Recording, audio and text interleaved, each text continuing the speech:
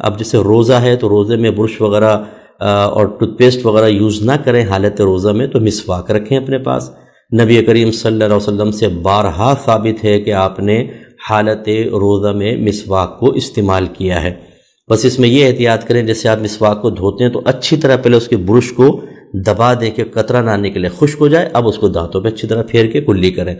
اور اگر نئی مسواک آپ کو بنانی ہے، جب اس کو چباتے ہیں تو اس میں رس نکلتا ہے، ذائقے دار ہوتا ہے، لیکن چونکہ یہ ضرورت ہے ایک سنت کی ادائیگی کے سلسلے میں، تو اس کو ذائقے دار چیز کے چکھنے کے زمرے میں نہیں لیں گے۔ آپ چکھ سکتے ہیں، یعنی اچھی طرح چبائیں، لیکن کوئی چیز حلق سے نیچے نہ اترے۔ اگر اس کا ذائقہ وغیرہ حلق سے نیچے اترے گا تو روزہ ٹوٹ جائے گا۔ اچھی طریقے سے اس کو چبا کر پھر کلی وغیرہ کریں تاکہ ذرات اندر نہ جائیں، اور پھر وہی اس کو اچھی طرح دھو کے اچھی طرح اس کے برش کو دبا لیں کہ قطرہ ٹپکے نہیں، اور پھر ذرا اپنے دانت کو اچھی طرح صاف کریں۔ تو حالت روزہ میں بھی اس کا خیال رکھنا چاہیے۔